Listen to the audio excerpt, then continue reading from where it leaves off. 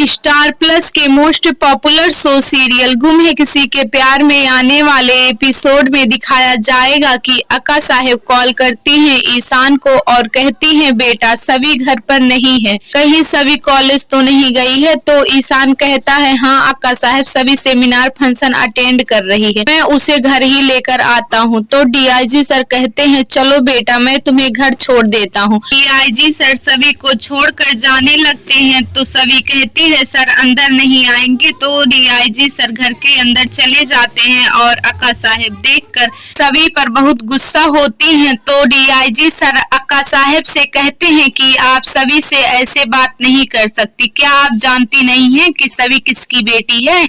तो अक्का साहेब DIG sir से बदतमीजी से बात करने लग जाती हैं। तो ईशान वहां पर आ जाता है और कहता है कि अक्का साहेब आप सर से ऐसे बात नहीं कर सकती।